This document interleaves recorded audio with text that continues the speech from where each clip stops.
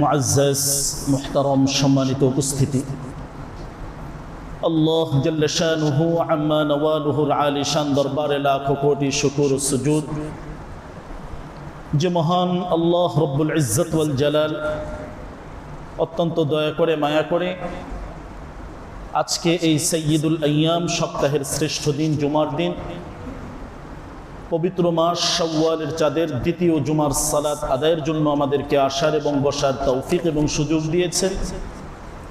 সর্বপ্রথম মহান মালিকের দরবারে শুকরিয়া আদায় করি, অন্তরের অন্তঃস্থল থেকে কালিমাতুশ শুকর আদায় করি আলহামদুলিল্লাহ।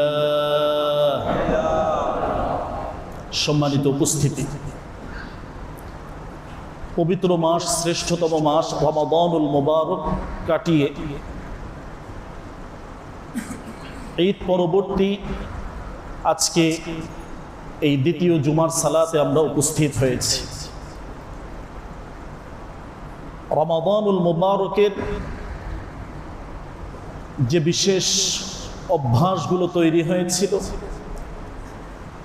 যে আমলগুলোতে আমরা অভ্যস্ত হয়েছিলাম, এই মুহূর্তে এসে আবার একটু পুনর্বিবেচনা করা যে আল্লাহ সুবহানাহু ওয়া তাআলার পক্ষ থেকে যে বিশাল নিয়ামত আমাদেরকে দিয়েছিলেন, এই নিয়ামতের কতটুকু আমরা ধরে রাখতে পেরেছি।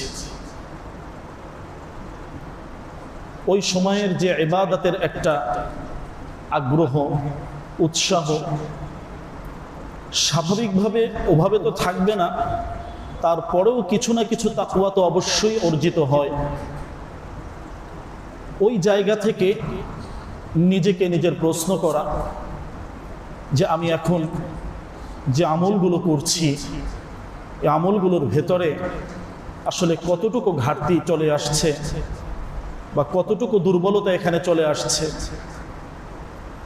এখনো আবার একটু পুনর্বিবেচনা করা এবং বিশেষ বিশেষ যে উল্লেখযোগ্য আমলগুলো ছিল এই আমলগুলোকে ধারাবাহিকতা রক্ষা করা এবং এটাকে বাকি পুরো 11 মাস যাতে আমাদের ভেতরে থাকে এজন্য আমাদেরকে চেষ্টা করা এবং আল্লাহ সুবহানাহু ওয়া তাআলার কাছে দোয়া করা।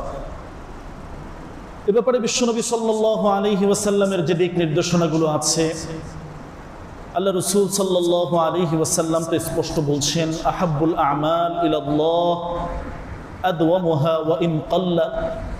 আল্লাহর কাছে প্রিয় আমল সমূহ কোনগুলো? এই প্রশ্নের উত্তরে বিশ্বনবী সাল্লাল্লাহু আলাইহি সাল্লাম বলেন যে আল্লাহর কাছে প্রিয় আমল সমূহ সেগুলোই যেগুলো ধারাবাহিকতা রক্ষা হয়, যদিও পরিমাণে কমে যায়, কম হয়, কিন্তু এটা ধারাবাহিকতা রক্ষা হয়েছে, আগেও যেভাবে ছিল। তো ওই আমলটা একেবারেই বরবাদ না হয়ে যায়, আমলগুলো বাতিল না হয়ে যায়, এমনটা যদি করতে পারি তাহলে আমাদের এই আমলগুলোই আল্লাহর কাছে প্রিয় আমল হবে ইনশাআল্লাহ। এই জায়গা থেকে আমার প্রিয় ভাই, আল্লাহ সুবহানাহু ওয়া তাআলার কাছে আমাদের আমলগুলো যে পেশ হচ্ছে, ওই সময় আমাদের তাহাজ্জুদের আমল ছিল, ওই সময় আমাদের দীর্ঘ নামাজে দাঁড়িয়ে কোরআন তেলাওয়াতের আমল ছিল, ওই সময় দীর্ঘ দোয়ার আমল ছিল, ওই সময় দান সাদাকার আমল ছিল।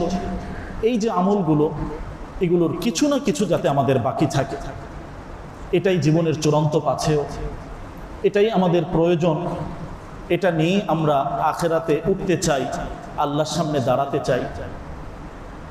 শয়তানকে খুশি না করা, রমাদানুল মুবারকে শয়তান বন্দী ছিল, এখন উন্মুক্ত, বিভিন্নভাবে আমাদেরকে ধোঁকা দিচ্ছে। আমার সবচেয়ে বড় শত্রু যে, তাকে চিনতে হবে। এ যে আমার জীবনটাকে নষ্ট করছে, চূড়ান্তভাবে আমাকে ক্ষতিগ্রস্ত করছে, এই শত্রুকে চিহ্নিত করে তার থেকে বাঁচার জন্য সর্বাবস্থায় চেষ্টা করা। ইন্না শাইতানা লাকুম আদুউন ফাত্তাখিযুহু আদুওয়া। মহান আল্লাহ সুবহানাহু ওয়া তাআলা ইরশাদ করছেন, নিশ্চয়ই এই শয়তান তোমাদের জন্য শত্রু, একে শত্রু হিসাবেই তোমরা গ্রহণ করো। এর কাজ হলো ইন্নামা ইয়াদউ হিজবাহু লিয়াকুনু মিন আসহাবিস সাঈর। সে এমন কিছু কার্যক্রম পরিচালনা করছে, এমন কিছু কর্মসূচি তোমাদের মাঝে দিয়ে রাখছে যেগুলোতে তোমরা অংশগ্রহণ করে জাহান্নামী হয়ে যাচ্ছ, জাহান্নামের পথিক হচ্ছ। এটা তার একটি গুরুত্বপূর্ণ সিদ্ধান্ত। তো আল্লাহ সুবহানাহু ওয়া তাআলা এই আয়াতে কারিমায় আমাদেরকে সতর্ক করছেন, আমার প্রিয় ভাই, এই জায়গায় নিজেকে একটু থামিয়ে চিন্তা করা উচিত যে আমার কার্যক্রম, আমার আমলের মাধ্যমে শয়তান খুশি হচ্ছে না তো, শয়তানকে খুশি করছি না তো। এই জায়গায় একটু চিন্তার প্রয়োজন রয়েছে।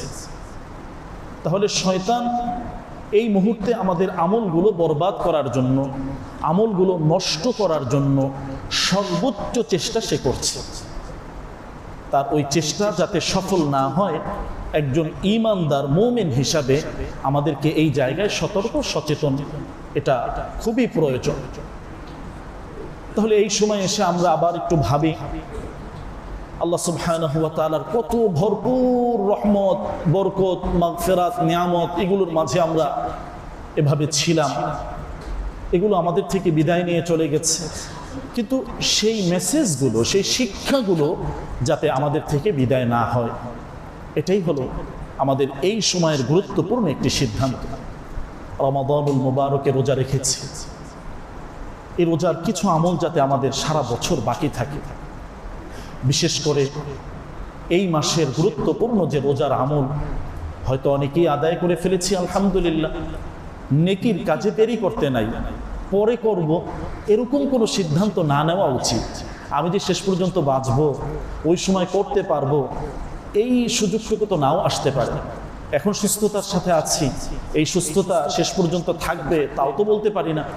কারণ বিশ্বনবী এখানেও আমাদেরকে সতর্ক করছেন, এটা সবসময় মাথায় রাখা যে তোমার যে সুস্থতা, এই সুস্থতাকালীন সময়টাকে সর্বোচ্চ গনিমত মনে করে এটাকে আমলের মাঝে তুমি কাটাও।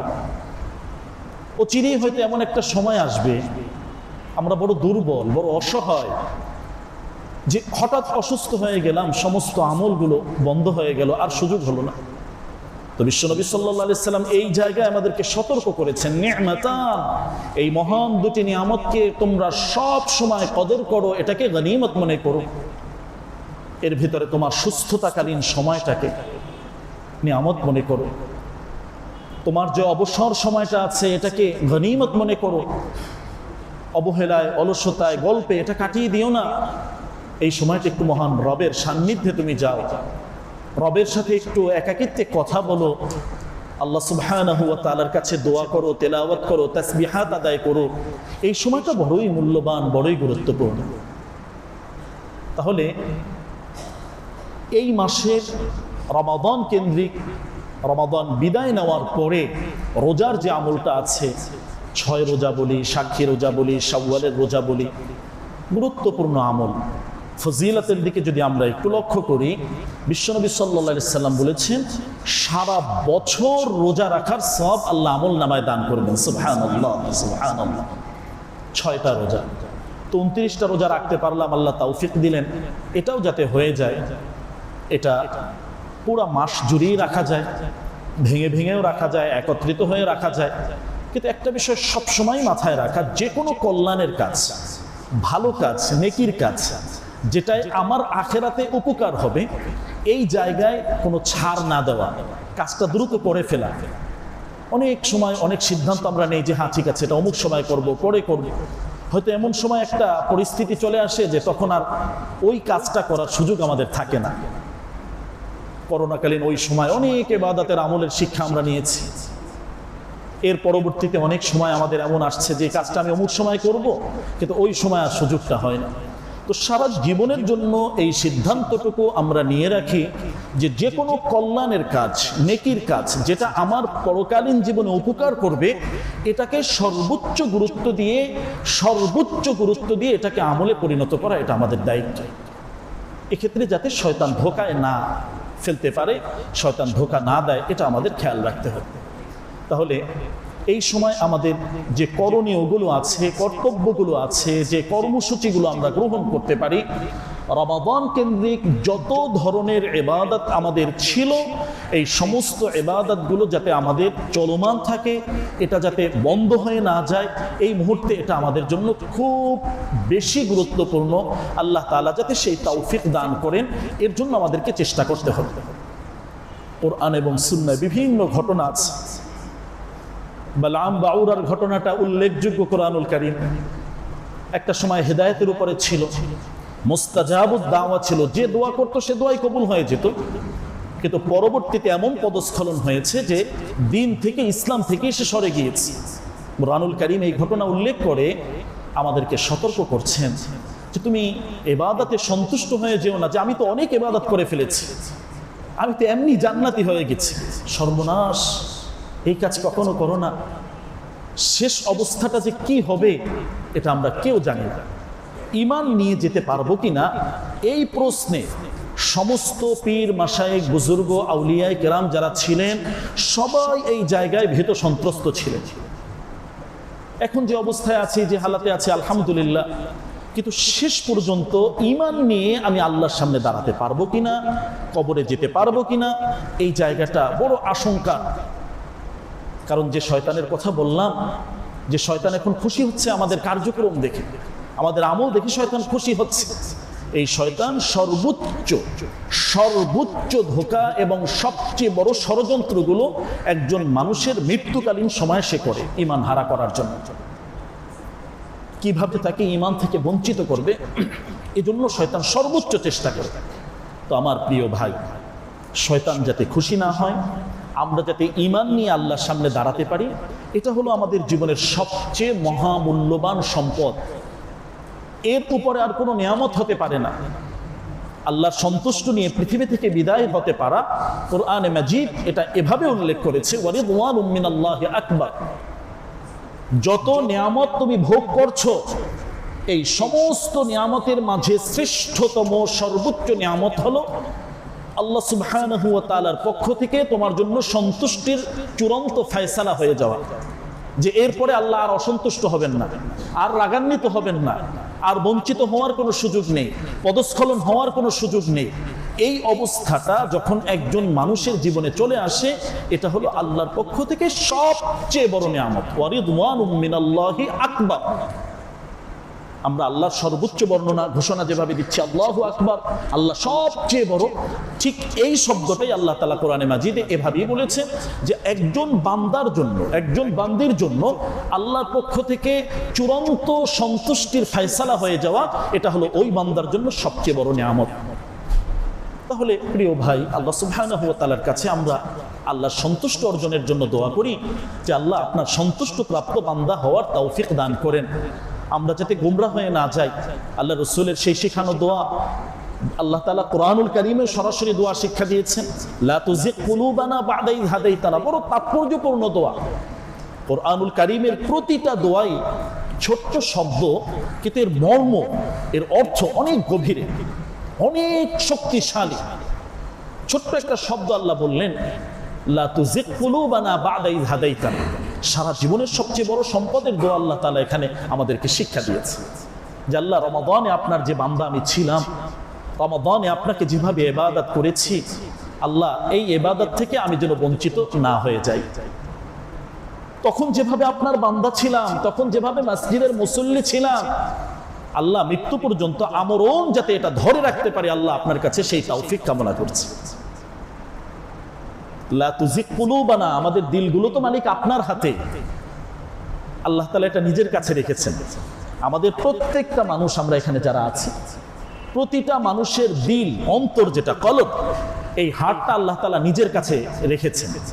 যে কোনো মুহূর্তে আল্লাহ পরিবর্তন করে দেন।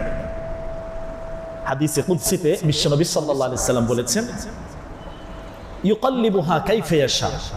আল্লাহর এই দুই আঙ্গুলের মাঝে আল্লাহ তাআলা মানুষের দিলগুলো রেখেছেন, অন্তরগুলো আটকিয়ে রেখেছেন। এখন অনেক ইবাদতের আগ্রহ, অনেক ভালো কাজ করবো এরকম সিদ্ধান্ত, কিন্তু মুহূর্তের ভিতরে হয়তো দুই একদিন পরই সব চেঞ্জ। তখন দিনের কথাও ভালো লাগে না, নামাজ পড়তেও ভালো লাগে না, এগুলো বিরক্তির কারণ মনে হয়। নিশ্চয়ই কোনো এক জায়গায় ঝামেলা বেঁধে গেছে। আল্লাহ তাআলা বলেন, ইউকাল্লিবুহা কাইফা ইয়াশা। কখন এভাবে আত্মতুষ্টিতে ভুগো না, বা এভাবে সন্তুষ্ট হয়ে যেও না যে আমি তো চূড়ান্ত জান্নাতি হয়েছি, অনেক ইবাদত করে ফেলেছি, আমি অনেক দান করেছি, অনেক উমরা, অনেক হজ, অনেক কিছু ইবাদত আছে আমার, তো আমি তো এমনি জান্নাতি হয়ে গেছি। এমনটা কখনোই ভাববে না। শেষ অবস্থা নিয়ে ভয় করো যে ঈমান নিয়ে যেতে পারবে কিনা। তাহলে এই জায়গাটা আমাদের বোঝার গুরুত্বপূর্ণ একটা জায়গা, যে আল্লাহর কাছে আমরা ওইভাবে প্রার্থনা করব, আল্লাহ আপনি আমাদেরকে হেদায়েতের দৌলত দান করেছেন, এটা সর্বোচ্চ একটা নিয়ামত। আমরা যেখানেই থাকি, যে অবস্থায় থাকি, আল্লাহ আপনার বিধানের উপরে আমরা সন্তুষ্ট, আপনার ফায়সালায় সন্তুষ্ট। আপনার কাছে এই প্রার্থনা গো মালিক, আপনি আমাদেরকে হেদায়েতের উপরে স্থির রাখেন, হেদায়েত থেকে আমাদেরকে বঞ্চিত করে দিয়েন না। নামাজের প্রতি রাকাতে আল্লাহর কাছে দোয়াই করছি, ইহদিনাস সিরাতাল মুস্তাকিম, আল্লাহ হেদায়েতের উপরে আমাদেরকে রাখেন, সঠিক পথের উপরে আমাদেরকে রাখেন। তাহলে আজকে এই শাওয়ালের দ্বিতীয় জুমায় দিক নির্দেশনামূলক যে কথাগুলো, এর মাঝে এটা আমাদের জীবনের গুরুত্বপূর্ণ একটি সিদ্ধান্ত নেওয়ার সময়, যে আগের আমি 2 সপ্তাহ আগে যেমন ছিলাম, এখন আমি কোন জায়গায় আছি, কোন অবস্থায় আছি, একটু নিজেকে নিয়ে ভাববো। নিজেকে একটু আসামির কাঠগড়ায় দাঁড় করাই, চোখটা বন্ধ করে চিন্তা করি, তখন আমার মানসিক অবস্থাটা কেমন ছিল আর এখন কি অবস্থায় আছে। যদি ঠিক থাকে আলহামদুলিল্লাহ, আল্লাহর এই নিয়ামতের শুকরিয়া আদায় করা। না হয় এখনো আমাদের আবার সুযোগ আছে, যে আল্লাহ কিছুটা ভুল হয়ে যাচ্ছে মনে হয়, না আল্লাহ আমি তাওবা করলাম, ফিরে আসলাম, আল্লাহ আমাদেরকে ওই নিয়ামতের উপরে স্থির রাখি। এভাবে আমাদের সময়গুলো সুন্দর মতন কাটানো। তাহলে আজকের আলোচনার প্রথম বিষয় হলো যে আমরা এই যে গুরুত্বপূর্ণ নিয়ামতগুলো ছেড়ে আসলাম, এগুলো নিয়ে আবার একটু পুনর্বিবেচনা করা, যে কতটুকু আমাদের আছে, বা কোন কোন জায়গায় আমাদের ত্রুটি ঢুকে গেছে, বা শয়তান কোন জায়গায় আমাদেরকে ধোঁকা দিচ্ছে। এই জায়গাগুলো আমরা একটু চিন্তা ভাবনা করে আবার নতুনভাবে সংশোধন করব। দ্বিতীয় যে বিষয়টি জানলাম, এই মাসের যে আমলগুলো আছে, বিশেষ করে রোজা কেন্দ্রিক, আমরা 6 রোজার আমলটাকে শেষ করে ফেলবো ইনশাআল্লাহ। সারা বছর রোজা রাখার সব আল্লাহ তাআলা দান করবেন। যাদের শেষ হয়েছে আলহামদুলিল্লাহ, তো আমলটা শেষ হয়ে যায় না, আমরা সাপ্তাহিক যেটা আছে সেটা আমরা চেষ্টা করি। এই যে এখন আইয়ামে বিদের রোজাটা আবার শুরু হবে, চাঁদের 13, 14, 15, এটা গুরুত্বপূর্ণ একটা আমল আমাদের সামনে এখন এই মুহূর্তে আছে। এভাবে যে আমলগুলো আছে, আল্লাহ কোনটার ওসিলা যে বান্দাকে মাফ করবেন বলা তো যায় না রে ভাই। যে কোনো একটা আমলের ওসিলা হয়তো আল্লাহ তাআলা মাফ করে দিতে পারেন, যে বান্দা তুই তো আমার জন্য এটা করেছো, আচ্ছা এটাকে সামনে রেখে আমি ওই আফু আনিস সাইয়্যাত, বাকিগুলোকে আমি মাফ করে দিলাম, তোর জন্য জান্নাতের ফয়সালা করে দিলাম। সুবহানাল্লাহ, আমার আল্লাহ মহান, আমার আল্লাহ মহিয়ান। আল্লাহ ইচ্ছা করলে পারেন আল্লাহর উপরে সেই ধারণা রাখা, সেই বিশ্বাস রাখা। আল্লাহর উপরে বান্দা যেভাবে ধারণা রাখবে, আল্লাহ তার সাথে সেই ফয়সালাই করবেন। এটা একটা জীবনের গুরুত্বপূর্ণ সিদ্ধান্ত, এটা মনে রাখা দরকার। বিশ্বনবী হাদিসে এটাই বলেছেন, আল্লাহর উপরে যে বান্দা যেভাবে ধারণা রাখবে, আল্লাহর সাথে আল্লাহ তার বান্দার সাথে ওই ব্যবহারটাই ওভাবে করবেন। এটা আল্লাহ সুবহানাহু ওয়া তাআলার সুন্নাহ। তাহলে আল্লাহর উপরে আমাদের ধারণা বিস্তৃতিটা অনেক বড় রাখা দরকার। আল্লাহর কাছে ক্ষমা পাওয়ার জন্য সে বিশাল আশাবাদী একটা অন্তর থাকা দরকার, এবং নিজেও ভালো একজন মানুষ, ভালো মনের একজন মানুষ হওয়া দরকার। আমাদের এই জায়গাটা অনেক সময় অপরিচ্ছন্ন অবস্থায়, কার কিভাবে ক্ষতি করব, কাকে কিভাবে ধোঁকা দিব, কার কিভাবে নষ্ট করব, এরকম অনেক চিন্তা ভাবনা শয়তান ঢুকিয়ে দেয়। এটা যদি করি আমি একদম চূড়ান্ত ক্ষতিগ্রস্ত হয়ে যাব। যারা এগুলো করেছে তারা চূড়ান্তভাবে ক্ষতিগ্রস্ত হয়েছে। হয়তো সাময়িক কিছু আনন্দ উপভোগ করবে, কিন্তু কোরআন হাদিস সত্য প্রিয় ভাই, অন্তরের এই জায়গাটা পরিচ্ছন্ন পবিত্র না হলে আল্লাহর কাছে কোনো কিছুই গ্রহণযোগ্য না। যারা বিভিন্নভাবে অন্যের ক্ষতির চিন্তা করি, আমরা একটু সাবধান হই, সতর্ক হই। অন্যের জন্য কল্যাণকামী হব, অন্যের জন্য মঙ্গলকামী হব, তাহলে আল্লাহ আমাদের জন্য মঙ্গলের ফয়সালা করবে।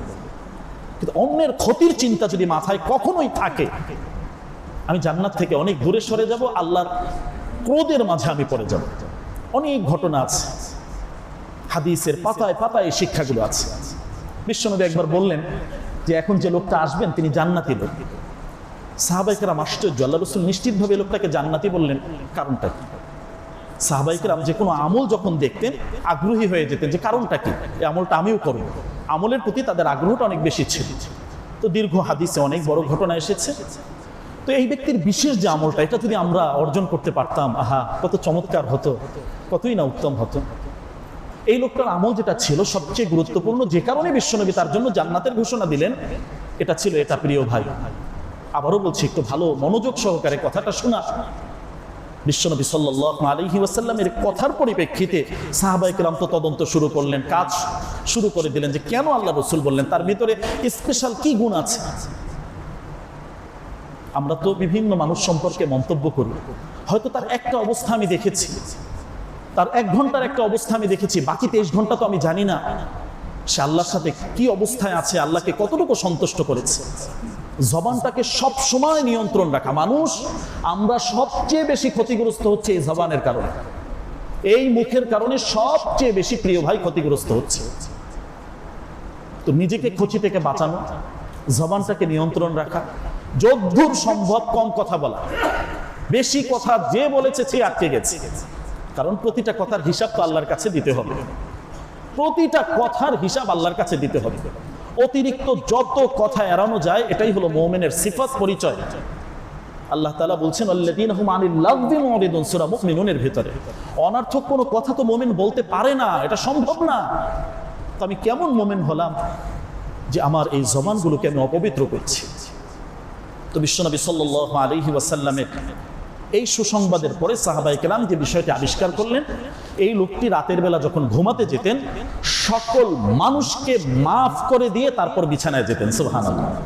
যে কারো প্রতি আমার কোনো অভিযোগ নাই, কোনো অভিযোগ নাই, আমি সবাইকে মাফ করে দিলাম এই আশায় যে আমার মহান মালিক আমাকে যেন মাফ করে দেন। কথাটা খুবই ছোট্ট, কিন্তু এর মর্মটা যে কত গভীরে, সেই কলিজা আমাদের কয়জন আর আছে প্রিয় ভাই? সবাইকে মাফ করে দিলাম এই আশায় যে আমার আল্লাহ আমাকে যেন মাফ করে দেন। বিশ্বনবী কি বললেন? যে লোকটা জান্নাতি লোক। সুবহানাল্লাহ ওয়া বিহামদিহি, সুবহানাল্লাহ। তো আমরা একটু রমাদানে এই আমলগুলোতে অভ্যস্ত ছিলাম, গীবত শিকায়াত করি নাই, জবান নিয়ন্ত্রণ ছিল, এখনো যাতে এগুলো আমাদের থাকে। রোজার 6 রোজার যে আমলটা আছে, এটা যাতে আমরা সুন্দরভাবে ওইভাবে করি, এটা আমাদের এই সময়ের গুরুত্বপূর্ণ যে দায়িত্ব, এই দায়িত্বের অন্তর্ভুক্ত। এই সময়ের আরো একটি পয়েন্ট এভাবে আছে যে আমাদের সন্তানদের জন্য আমরা দয়াশীল হই, মায়াশীল হই। এর কি অর্থ? আমাদের সন্তানরা আমাদের শ্রেষ্ঠ সম্পদ। সন্তানকেই যাতে আমরা সম্পদ বানাতে পারি। আর এটা কখন হবে? যখন আমার এই সন্তানকে আমি পরিপূর্ণ দ্বীনি বুঝ ব্যবস্থা দিতে পারবো, দ্বীনি শিক্ষা দিতে পারবো, দ্বীনি জ্ঞান তার ভেতরে আসবে। এক কথায় আল্লাহ এবং আল্লাহর রাসূলকে চিনবে, তাদের হক আদায় করবে। এরকম যদি করতে পারি, তাহলে আমার সন্তানই আমার জন্য শ্রেষ্ঠ সম্পদ। আজকে জাগতিক অনেক সম্পদ অর্জনের জন্য আমাদের প্রতিযোগিতা চলছে।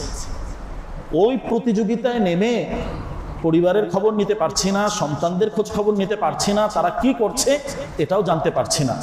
অথচ বিশ্বনবী বলেন ওয়ালাদিন সালেহিন ইয়াদুলাহু, তোমার শ্রেষ্ঠ সম্পদ তো হবে এটা, তোমার এই সন্তান যখন আল্লাহর কাছে দুটি হাত জাগাবে আর রব্বির হামহুমা কামা রব্বায়ানি সাগীরা পাঠ করবে, এটা হলো তোমার জীবনের সবচেয়ে আনন্দময় ঘন একটা মুহূর্ত হবে। তাহলে আমাদের সন্তানদের প্রতি আমরা যত্নবান হই, তাদের প্রতি দয়াশীল হই, তারা যাতে আমার কোনো ভুল সিদ্ধান্তের কারণে দ্বীনি জ্ঞান অর্জন করা থেকে বঞ্চিত না হয়, এটা আমার খেয়াল রাখতে হবে। প্রতিটা ঘরে সন্তানদের জন্য দ্বীনি শিক্ষাকে বাধ্যতামূলক করে নেই, যদি আমি একটা বয়সে একটা পর্যায়ে গিয়ে আফসোস করতে না হয়। অনেক ঘটনা আমাদের সামনে আছে প্রিয় ভাই, যে এখন বুঝ এসেছে, এখন আফসোস করছে, হতাশার সাথে বলছে যে জীবনের কিছু সিদ্ধান্ত আমাদের ভুল ছিল। তাহলে এই জায়গায় এটা একটি গুরুত্বপূর্ণ মেসেজ যে আমরা আমাদের প্রিয় কলিজার টুকরো সন্তানগুলোকে একটু দ্বীনি শিক্ষার দিকে নিয়ে আসি। তাদের নামাজটা ঠিক আছে কিনা, তাদের বুঝ ব্যবস্থা ঠিক হচ্ছে কিনা, নাকি জাগতিক বিভিন্ন বিষয়ের সাথে তাদের সংমিশ্রণ হয়ে যাচ্ছে, তারা সত্যের পথ থেকে বিচ্যুত হয়ে যাচ্ছে, তারা বিভিন্নভাবে পদস্খলনের দিকে চলে যাচ্ছে, বিভিন্নভাবে বর্তমান যে সমস্যাগুলো যুব সমাজের ভিতরে আসছে, বিভিন্ন মাদকতা, বিভিন্ন নেশা, বিবাহ পূর্ব অবৈধ বিভিন্ন কার্যকলাপ, এই জাতীয় অনেক কিছু। এই জায়গায় একটু মা বাবা হিসাবে, অভিভাবক হিসাবে আমাদেরকে সতর্ক থাকা, সচেতন থাকা। বিশেষ করে এই সময়টা আমাদের কওমি মাদ্রাসা কেন্দ্রিক ভর্তির একটি সময়। তো আমরা আমাদের সন্তানদের জন্য দ্বীনি শিক্ষার যে ব্যবস্থা নিব, আমার ছেলে মেয়ে আছে, আমার নাতি আছে, আমার ভাতিজা আছে, আমার পরিবারের অন্যান্য সদস্য আছে, প্রতিবেশীর কেউ আছে, চেষ্টা করা উচিত কাউকে না কাউকে দ্বীনের শিক্ষার সাথে সম্পৃক্ত করে রাখা। তো যেহেতু এই সময়টা ভর্তি কেন্দ্রিক একটা সময়, তো এটাকে সামনে রেখে এই মেসেজটুকু আমাদের রাখা, সবার হাফেজ হতে হবে, আলেম হতে হবে, এটা জরুরি না, কিন্তু এটা তো অবশ্যই জরুরি আমার কলিজার টুকরো সন্তান যাতে দিন থেকে বঞ্চিত না হয়। সে কিভাবে নামাজটা পড়বে এই জ্ঞানটুকু তার মাঝে থাকে, সে কিভাবে অন্যান্য ফরজ ইবাদত করবে এই জ্ঞানটুকু তার মাঝে থাকে, সে যাতে আমি একজন বাবা হিসাবে আমার ব্যাপারে আল্লাহর কাছে অভিযোগ দিতে না পারে, আল্লাহ আমার বাবা সব শিক্ষা দিয়েছে কিন্তু আমাকে তো এই দ্বীনের বিষয়গুলো শিক্ষা দেয় নাই আল্লাহ। এই কথাটুকু যাতে আমার ভাই ভাতিজা যাদের দায়িত্ব আছে আমার কাছে, বা আমি যাদের দায়িত্ব নিয়েছি, তারা যাতে এই কথাগুলো না বলতে পারে। তাহলে এই মুহূর্তের জন্য এটা আমাদের গুরুত্বপূর্ণ আরেকটি শিক্ষা। এই সময় আমাদের সতর্ক সচেতনতা দিক নির্দেশনামূলক যে আলোচনাগুলো, সেখানে আরেকটি বিষয় আছে। আমরা বাংলা গণনা যে আছে, একটি বছরের শেষ প্রান্তে আমরা আছি, নতুন বছর আমাদের সামনে আসছে। এই জায়গায় একজন মুসলমান হিসাবে, মুমিন হিসাবে আমার কিছু কর্তব্য আছে। বৎসর গ্রহণ করা, বিশেষ করে বৈশাখকে সামনে রেখে, এটা একটি আমাদের দেশীয় সংস্কৃতি। আল্লাহ আল্লাহ রসুলের বিরুদ্ধে, শরিয়ার বিরুদ্ধে যদি কোনো কাজ না থাকে বা না হয়, তাহলে সেটাকে অবশ্যই করা যায়। কিন্তু যখনই কোরআন সুন্নাহ বিরোধী কোনো কাজ এখানে করা হবে, কোনো কুফুর, কোনো শিরিক, এগুলো করা হবে, আমি একজন মুসলিম হিসাবে এটা তো করবই না, আমার জবান থেকে এর প্রতিবাদ করা এটা আমার দায়িত্ব। তাহলে এই বৎসবরণ, সামনে নতুন একটি বছর আছে, এটাকে কেন্দ্র করে মূল যে মেসেজ, কোনো ধরনের অন্যায়, কোনো ধরনের কুফুর, শিরিক, এগুলো যাতে আমাদের থেকে কমসে কম না হয়। কারণ এটাকে উদযাপন করতে গিয়ে অনেক ধরনের শিরিকি কেন্দ্রিক কার্যক্রম আমাদের সমাজে কুসংস্কারমূলকভাবে প্রচলিত আছে। আল্লাহ সব মাফ করবেন, শিরিকের গুনাহ মাফ করবেন না, এটা কোরআনের কথা। তাহলে সারা বছর ইবাদত করলাম, রমাদানের এই কথাগুলো এখন স্মরণ করালাম, শয়তান ওই জায়গায় উৎপেতে আছে আমার ঈমানটাকে ছিনতাই করার জন্য, ডাকাতি করার জন্য। আমি যেন তার কোনো প্রলোভনে না পড়ি। অভিভাবক যারা আছেন, সন্তানদেরকে নিয়ে ঘরের ভিতরে আলোচনা করেন, বসেন, আমাদের এই জায়গায় করণীয় যেগুলো আছে এগুলো তাদেরকে উপহার দেন। ওমর রাদিয়াল্লাহু আনহু ওই সময়ের যে তাদের বৎসবরণ নেইরুজ যেটা ছিল, আলোচনায় এক পর্যায়ে গিয়ে তিনি বললেন, নেইরুজুনা কুল্লা ইয়াউম, যে আমাদের বছরের প্রতিটা দিনই হলো আমাদের জন্য নববর্ষ। নতুন ভাবে এটাকে উদযাপন করার তো আমার কিছু নাই। আমার দিন শুরু হবে নামাজের মাধ্যমে, পান্তা ইলিশের মাধ্যমে নয়। আমার দিন শুরু হবে আল্লাহকে সিজদা দেওয়ার মাধ্যমে। তাহলে একটি বছর আমি বিদায় দিচ্ছি, স্বাভাবিকভাবে একজন মুসলিম হিসাবে একটু হিসাব মেলানোর প্রয়োজন যে আমি এই বছরটি কিভাবে বিদায় দিলাম। এক্ষেত্রে ওই আগের কথা যদি ভালোভাবে হয় আলহামদুলিল্লাহ, যদি কোথাও কোনো ত্রুটি থাকে, ভুল থাকে, ভুল সিদ্ধান্ত থাকে, মানুষ হিসাবে হতে পারে, আল্লাহর কাছে তাওবা করি, তাওবার দরজা খোলা আছে। নতুন যে বর্ষটা আসছে, এই বছর একজন মুসলিম হিসাবে আমার সংকল্পটা থাকবে আমার বছরটা যাতে ভালো যায়, আল্লাহকে সন্তুষ্ট করতে পারি, নামাজটাকে পূর্ণাঙ্গভাবে ধরতে পারি, বিবিকে পূর্ণাঙ্গভাবে পর্দায় নিয়ে আসতে পারি, সন্তানকে পূর্ণাঙ্গভাবে দ্বীনের বুঝ দিতে পারি। এরকম কিছু সিদ্ধান্ত এই বছরে আমাদের নেওয়া দরকার। আল্লাহ সুবহানাহু ওয়া তাআলার কাছে ওইভাবে দোয়া করা দরকার যে এই সামনের যে বছর আসছে এটা আমাদের জন্য যাতে কল্যাণকর হয়, বরকতের হয়, এটা যাতে আমাদের জন্য পরিপূর্ণ সুখ শান্তি সমৃদ্ধির হয়, এবং দেশের পরিস্থিতি নিয়ে, পারিবারিক পরিস্থিতি নিয়ে, সামাজিক পরিস্থিতি নিয়ে চূড়ান্তভাবে আল্লাহর কাছে মঙ্গলের দোয়া করা, কল্যাণের দোয়া করা, যাতে পুরাটাই বরকতময় হয়ে যায়, কল্যাণকর হয়ে যায়। তাহলে এই সময়ে আমাদের যে আমলগুলো আছে, আমলের ভিতরে আমাদের কবরের হিসাবটা যাতে তৈরি হয়, এখানের যে ফাইলগুলো আছে এটা যাতে চূড়ান্তভাবে আমাদের হাতে থাকে। এই মুহূর্তে মৃত্যুবরণ করতে হলে যাতে সেই প্রস্তুতিটা আমাদের থাকে। এটাই ওমর রাদিয়াল্লাহু আনহু বলেছিলেন যে আমি তো একজন মুসলিম, আমার তো প্রতিদিনের প্রস্তুতি একই, আমাকে ভিন্নভাবে কোনো প্রস্তুতি গ্রহণ করতে হবে এমনটা তো নয়। নেই রোজুনা করলেও আমাদের নববর্ষ প্রত্যেক দিন একটা দিন যখন আমি পেলাম, যখন আমি ঘুম থেকে জাগ্রত হলাম, আল্লাহ তাআলার কাছে শুকরিয়া আদায় করে আমরা জাগ্রত হয়েছি। ঘুম থেকে ওঠার যে দোয়াটা, আলহামদুলিল্লাহিল্লাযী আহইয়ানা বা'দামা আমাতানা ওয়া ইলাইহিন নুশুর, কত চমৎকার অর্থপূর্ণ দোয়া আল্লাহ তাআলা শিক্ষা দিয়েছে। ঘুম থেকে উঠে প্রথম বাক্যটাই হলো আল্লাহর প্রশংসা। কোরআনুল কারীমের প্রথম শব্দটাই আল্লাহর প্রশংসা। আল্লাহর প্রশংসা ছাড়া আমরা কোথায় যাব? আমাদের তো অনেক অভিযোগ, অনেক অনুযোগ। কেমন আছেন ভাই? না ভাই ভালো নাই, অনেক সমস্যা। আল্লাহর নিয়ামতের নাশুকরি করলাম, নিয়ামতের সাথে আমি কুফরি করলাম। আল্লাহ যে কত নিয়ামত দিয়েছেন। এই মুহূর্তে হাসপাতালগুলোতে যাই, বিভিন্ন হাসপাতালগুলোতে গেলে দেখবো আল্লাহ কত নিয়ামতে আমাদেরকে রেখেছে। এই মুহূর্তে আমরা কবরস্থানগুলোতে যাই, গিয়ে দেখবো আল্লাহ তাআলা আমাদেরকে কত চমৎকার রেখেছে, আমাদের থেকে কত শক্তিশালী, কত অর্থ সম্পদশালী। সেখানে এখন পোকামাকড়ের খাবার হিসাবে তারা আছেন। কোনো কিছু বলার মতো, তাদের কোনো করার মতো, প্রতিবাদ করার মতো কোনো ধরনের কোনো সেই সত্তা তাদের ভিতরে নেই।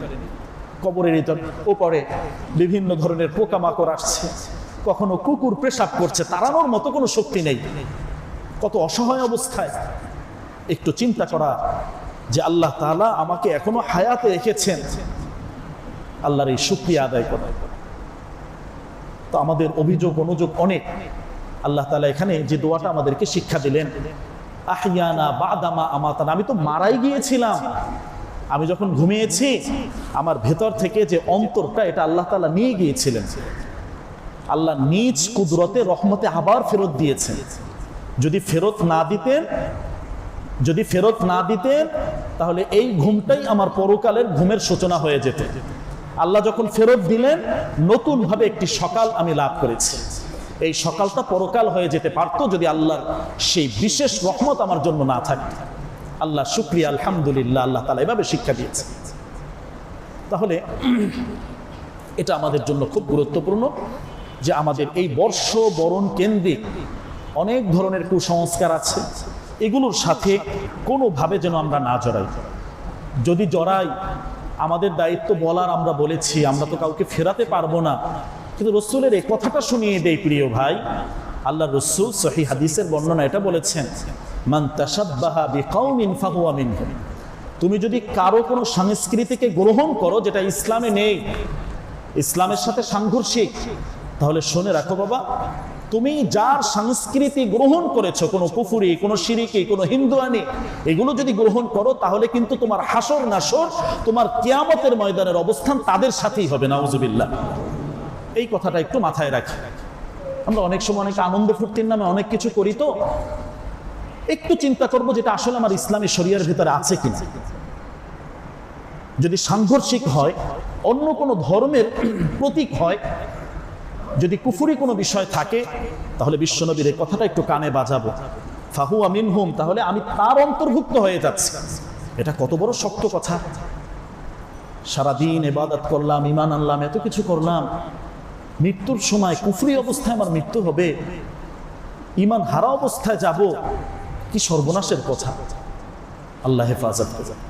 তাহলে এই জায়গায় আবেগ দিয়ে নয়, বিবেক দিয়ে আমরা একটু ভাববো যে আমাদের কি করণীয় এখানে আছে। সম্মানিত উপস্থিতি, সমসাময়িক বিষয়গুলোর মাঝে সর্বশেষ যে বিষয় আমাদের সামনে আছে, ইতিমধ্যেই আমাদের প্রায় সকলের সামনে এই বিষয়টি স্পষ্ট হয়েছে, মার্চ ফর গাজা। এটা এই মুহূর্তের গুরুত্বপূর্ণ একটি আন্তর্জাতিক সিদ্ধান্ত। দল মত নির্বিশেষে এই আহ্বানে সাড়া দেওয়া, এটা আমাদের একটি গুরুত্বপূর্ণ ঈমানি দায়িত্ব। আমরা জানি, সচেতন যারা আছি প্রত্যেকেই এই বিষয়টি জানি, ইতিহাসের সবচেয়ে নিকৃষ্টতম গণহত্যা ফিলিস্তিন গাজায় চালানো হচ্ছে। তাদের বাড়িঘর সহ, নাগরিক সুবিধা সহ কি পরিমাণ তাদেরকে ক্ষতিগ্রস্ত করা হচ্ছে এই দখলদার ইসরায়েলি বাহিনী। এই জায়গায় আমরা তো এখন যেতে পারছি না মানচিত্রের বিভিন্ন ইসের কারণে, কিন্তু আমাদের জায়গা থেকে যতটুকু করণীয় এটা আমাদের করতে হবে। আল্লাহ সুবহানাহু ওয়া তাআলার ঘোষণা, আল্লাহ রাসূলের ঘোষণা, পুরা পৃথিবীর সকল মুসলমান এক দেহ এক প্রাণ। কোথাও কেউ যদি আঘাত প্রাপ্ত হয়, সারা বিশ্বের সকল মুসলিমের দায়িত্ব হলো এর প্রতিবাদ করা, এটাকে কিভাবে সমাধান করা যায় এজন্য চেষ্টা করা। আমাদের করণীয়র ভিতরে যে বিষয়গুলো আছে, একটা উল্লেখযোগ্য বিষয় হলো আল্লাহর কাছে দোয়া করা, ব্যাপক পরিমাণে দোয়া করা, দোয়া কবুলের। প্রতিটা মুহূর্তে নিজের জন্য দোয়া করার আগে আমার এই মুসলিম ভাই বোনের জন্য দোয়া করা। এটা মুসলমানের ভূমি, এটা নবী রাসূলের ভূমি। ঐতিহাসিক প্রেক্ষাপটের আগেও আমার একটা খুতবা এই বিষয়ের উপরে ছিল যে কেন ফিলিস্তিন আমাদের কাছে এত মূল্যবান, কেন আমরা এটার ব্যাপারে এত সচেতন এবং জোরদারভাবে বলছি। কুরআনুল কারীমে একাধিক জায়গায় আল্লাহ তাআলা এটাকে বরকতপূর্ণ বলেছেন, এবং একটা পর্যায়ে এমন হবে গোটা বিশ্ব মানচিত্র পরিবর্তন হয়ে যাবে। পৃথিবী এখন পরিবর্তনের দিকে। হয়তো এখন আমরা এক ধরনের হিসাব করছি, এই হিসাব থাকবে না। একটা সময় এমন হবে এই ফিলিস্তিন গোটা বিশ্বের মূল একটি ভূখণ্ড থাকবে, বাইতুল মাকদাস মূল রাজধানী, সিদ্ধান্ত নেওয়ার গুরুত্বপূর্ণ জায়গা হবে। এবং সবচেয়ে বড় যে বিষয় প্রিয় ভাই, বিশ্বনবীর সেই সুসংবাদ ভবিষ্যৎবাণীর উল্লেখযোগ্য যে বিষয়গুলো, পৃথিবীটা এখন ওই দিকে যাচ্ছে। ইমাম মেহেদীর শুভাগমনের যে পূর্বালক্ষণগুলো আস্তে আস্তে প্রকাশ পেতে হচ্ছে। পুরো পৃথিবীর হিসাব এখন পাল্টে যাবে। অনেকগুলো বিষয় এখানে আছে। খোরাসান থেকে পতাকাবাহী তারাও বের হবে।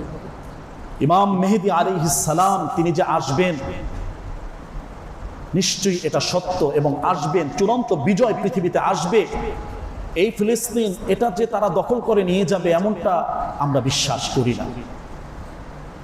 হয়তো এখন প্রচুর রক্ত যাচ্ছে, কিন্তু ইনশাআল্লাহ চূড়ান্ত বিজয় মুসলমানের বিজয় হবে ইনশাআল্লাহ। এখন আমাদের তারা রক্ত ঝরাচ্ছে, আমাদের চোখের পানি ঝরানো দরকার। আল্লাহর কাছে দোয়া করি এই কান যেন শুনে যে ফিলিস্তিন পূর্ণ স্বাধীন হয়েছে, বাইতুল মাকদাস পূর্ণভাবে স্বাধীন হয়েছে। আল্লাহর কাছে দোয়া করি এই চোখ যেন দেখে যেতে পারে যে ফিলিস্তিনের ভূমি স্বাধীন হয়েছে। এই জায়নবাদী যারা আছে এদের চূড়ান্ত পতন হয়েছে, এটা যাতে আমরা শুনতে পারি, দেখতে পারি। আল্লাহর কাছে সেই দোয়া করছি। আজকে দোয়া কবুলের মুহূর্ত। আমাদের জায়গা থেকে করণীয় অনেক কিছু আছে। দোয়ার মাধ্যমে তাদের স্মরণ করা, আল্লাহ তাআলার চূড়ান্ত সেই ফায়সালাগুলো যাতে চলে আসে। পৃথিবীটা একটা চূড়ান্ত দিকে পৌঁছতে যাচ্ছে। ইমাম মেহেদী আসবেন এবং তিনি প্রকাশ পাবেন বাইতুল্লাহ থেকে। এজন্যই দেখবেন পৃথিবীর এই সময়টায় হজ এবং ওমরা খুব ব্যাপক পরিমাণে বেড়ে যাবে, বিশেষ করে হক্কানি ওলামায়ে কেরাম। কারণ ইমাম মেহেদী আলাইহিস সালামের সাথে একটা দল তার পেছনে থাকবেন, যারা চিনতে পারবেন এবং ওই জায়গায় স্বীকার করবেন, ওই জায়গায় তার হাতে বায়াত হবেন, হাদিহি খলিফাতুল্লাহ আল মাহদি, যে এই হলো আল্লাহর খলিফা মাহদি, তার হাতে বায়াত গ্রহণ করো। তার পেছনে ওই সময় ওলামায়ে কেরামের গুরুত্বপূর্ণ একটা অংশ থাকবে। এই সময়টা হিসাবে দেখবেন প্রচুর পরিমাণে দিনদার ব্যক্তি যাদের আধ্যাত্মিক জগতের লোক, তাদের ওমরার সফর, হজের সফর ব্যাপক পরিমাণে হবে। রাসূলের ভবিষ্যৎবাণীর একটা অংশ এই জায়গায়, যে ওই জায়গায় যারা চিনবেন তার হাতে বায়াত গ্রহণ করবেন, এবং ওই জায়গা থেকে গোটা পৃথিবীর বিপ্লব শুরু হবে। এইটা গুরুত্বপূর্ণ একটা ইশারা আল্লাহ রাসূলের এখানে আছে। পৃথিবীর পরিবর্তনের একটা বাতাস শুরু হয়েছে। তো আমাদের করণীয়র ভিতরে যে বিষয়গুলো আছে, দোয়া একটা আছে, সাথে সাথে প্রতিবাদের যে ভাষা আছে, প্রত্যেকটা ভাষা আমাদের কার্যকর করতে হবে। এটাকে সামনে রেখে আগামীকাল সারওয়ার্দী উদ্যানে দুপুর ৩টায় দল মত নির্বিশেষে ইতিহাসের সর্বোচ্চ, এর আগে কখনোই এমনটা হয় নাই, কোনো দলীয় কোনো ব্যানার নয়, এটা আন্তর্জাতিকভাবে আমার মুসলিম ভাইদের পাশে দাঁড়ানোর জন্য। বাংলাদেশে যাদেরকে আমরা চিনি, উল্লেখযোগ্য ওলামায়ে কেরাম যারা আছেন তারা সবাই থাকবেন, বিভিন্নভাবে বুদ্ধিজীবী যারা আছেন, প্রকৌশলী, ডাক্তার, অন্যান্য প্রত্যেকটা পেশার মানুষ স্বতঃস্ফূর্তভাবে মাস ফর গাজা যেটা আছে এখানে অংশগ্রহণ করবেন। তো এই দাওয়াত দিচ্ছি, আমরাও যার যার অবস্থান থেকে এখানে অংশগ্রহণ আমরা করব ইনশাআল্লাহ। এক্ষেত্রে যে মেহমানরা আসবেন, আমরা কাছাকাছি আছি যেহেতু আমাদের পার্শ্ববর্তী এলাকায়, মেহমানদারির বিশাল এক সুযোগ আমাদের হাতে তৈরি হয়েছে। এই প্রচন্ড গরমের ভেতরে আমরা যার যার অবস্থান থেকে কিছু পানির ব্যবস্থা আমরা করতে পারি, কিছু স্যালাইনের ব্যবস্থা আমরা করতে পারি, কিছু শরবতের ব্যবস্থা করতে পারি, যাতে এই মানুষগুলো যারা দ্বীনের জন্য, ইসলামের জন্য, আমার একজন মুসলিম ভাইয়ের পাশে দাঁড়ানোর জন্য যারা এসেছেন, তাদের খেদমতে আমরা যাতে অংশগ্রহণ করতে পারি যার যার অবস্থান থেকে। এটা আমাদের প্রত্যেকের দায়িত্ব। এছাড়াও ব্যাপকভাবে এটা যাতে আন্তর্জাতিক বিশ্বে চূড়ান্তভাবে একটা নিউজে আসে, সোশ্যাল মিডিয়ার প্রত্যেকটা সাইট আমাদের ব্যবহার করা এবং ইংরেজি সহ বিভিন্ন ভাষায় যে এই জাতীয় তাদের যে জুলুমগুলো হচ্ছে, জায়নবাদীদের যা আছে, এগুলোকে প্রকাশ করা, এটা আমাদের দায়িত্বের অন্তর্ভুক্ত। এই সময়ে গুরুত্বপূর্ণ, এটা আমাদের একটা সিদ্ধান্ত। সাথে সাথে সামগ্রিকভাবে তাদের বয়কটের যে অংশগুলো আছে, যার যার অবস্থান থেকে এটা আমাদের করা, তাদের পণ্যগুলো এটার প্রচার প্রসারে আমরা না যাই, আমরা নিজেরা এটা থেকে দূরতে থাকার চেষ্টা করব, বয়কট করার চেষ্টা করব আমাদের সাধ্য অনুযায়ী। তবে শান্তিপূর্ণ প্রত্যেকটা প্রতিবাদ যাতে হয়, কোনো ধরনের বিশৃঙ্খলা, অন্যের কোনো ব্যবসায়িক প্রতিষ্ঠানে আঘাত করা চরম পর্যায়ে আর একটা জুলুম, এটা স্বীকৃতি ইসলাম কখনোই দেয় না। এর আগে সুযোগ সন্ধানী কিছু মানুষ এই জাতীয় কাজ করেছে। সুতরাং এই জায়গায় শান্তিপূর্ণ আহ্বান এবং আমাদের প্রতিবাদের ভাষা আমাদের মতো করে ওইভাবে হবে, এবং কারো কোনো ধরনের কোনো জানমালের ক্ষতি হয় এটা কোশ্চিন কালেও যেন আমাদের থেকে না হয়। এই মুহূর্তে গুরুত্বপূর্ণ যে দায়িত্বগুলো আছে, এই দায়িত্বের অন্তর্ভুক্ত এটা আমাদের। এবং সাথে সাথে তাদের আর্থিক সহযোগিতার যে মাধ্যমগুলো আছে, বিশ্বস্ত যে সোর্সগুলো আছে, আমরা এগুলোকে বের করে এর মাধ্যমে তাদের যদি কোনো ধরনের আর্থিক ওইভাবে করা সম্ভব থাকে সেটা আমরা করব। নিজেরাও নিজেদের প্রস্তুতিগুলো গ্রহণ করে রাখা, আল্লাহ তাআলার বিধানটাকে সামনে রাখা। ওয়া আইদ্দু লাহুম মাসতাতাতুম মিন কুওয়া, তোমরা নিজেরা সর্বাবস্থায় তোমাদের প্রস্তুতিগুলো নিয়ে রাখবে। আমাদের দেশ বাঁচানোর জন্য আমাদের যা প্রয়োজন প্রস্তুতি, সেটা আমাদেরকে ওইভাবে নিয়ে রাখে। তো এই জায়গায় দিক নির্দেশনামূলক যে বিষয়গুলো আছে এগুলো আমাদের করা, এবং প্রতিবাদ যাতে শান্তিপূর্ণ হয়, কোনো ধরনের এখানে দুষ্কৃতিকারীরা কোনো ধরনের কোনো সুযোগ গ্রহণ করতে না পারে, এটা আমাদের চেষ্টা করতে হবে। এবং তাদের পণ্যগুলোর যে বয়কটের যেটা আছে, এটা আমাদের ওই জায়গা থেকে আমাদের করতে হবে। এটাকে পূর্ণাঙ্গভাবে সফল করার জন্য আজকে গোটা বাংলাদেশে বিশেষভাবে এই জুমার নামাজের পরে একটা মিছিলের নগরী হয়ে যাবে আলহামদুলিল্লাহ, ইনশাআল্লাহ। যার যার অবস্থান থেকে প্রতিবাদের যে ভাষাগুলো আছে, সোশ্যাল মিডিয়ার যতগুলো মাধ্যম আছে, সবগুলোতে এগুলো ছড়িয়ে দেয়, যাতে আন্তর্জাতিকভাবে তাদের উপর একটা চাপ আসে। আমাদের এই মহল্লায় বিভিন্ন মসজিদ থেকে মিছিলের কর্মসূচি শান্তিপূর্ণ মিছিল, দলমত নির্বিশেষে, কোনো ধরনের কোনো দলীয় কোনো ব্যানার, কোনো সাইনবোর্ড নেই, তাওহীদি জনতার উদ্যোগে এখান থেকে যারা যাবেন প্রত্যেকটা মসজিদ থেকে, এখান থেকে আমাদের দায়িত্ব, এখান থেকে গ্রিন রোডের দিকে, গ্রিন লাইফ এখান থেকে বের হয়ে ল্যাব এইডের সামনে ওখানে ওই মোড়ে জড়ো হবে, এবং ওখানে সংক্ষিপ্ত আলোচনা হবে, দোয়া হবে, এরপর আগামীকালকের প্রস্তুতির জন্য দিক নির্দেশনামূলক বক্তব্য হবে। তো যাদের সুযোগ আছে আমরা আমাদের মতো করে এখান থেকে যেতে পারি, প্রত্যেকটা মসজিদ থেকে দ্বীনি ভাইয়েরা, তাওহীদি জনতারা এটা যাবে, এবং আল্লাহর কাছে খুব বেশি পরিমাণে দোয়া করা যাতে আল্লাহ সুবহানাহু ওয়া তাআলা এই মুসলিম জাতিকে আল্লাহ তাআলা যাতে ঐক্যবদ্ধ করে দেন, এবং আল্লাহ সুবহানাহু ওয়া তাআলা নির্যাতিত এই মুসলমানদেরকে চূড়ান্তভাবে বিজয় দান করেন। তাহলে আজকের এই আলোচনার সংক্ষিপ্ত বিষয়গুলো যে আমরা রমাদান পরবর্তী জীবনটাকে সুন্দরভাবে যাতে কাটাতে পারি, বৈশাখকে কেন্দ্র করে কোনো ধরনের কোনো অন্যায় গুনাহ এগুলো যাতে না হয়, ভর্তির বিশেষ করে আমাদের সন্তানদের প্রতি আমরা যত্নবান হব, 6 রোজার কথা আসছে, মার্চ ফর গাজা এটা আসছে, এই বিষয়গুলোর উপর আমরা আমল করার চেষ্টা করি। আল্লাহ তাআলা আমাদেরকে তৌফিক দান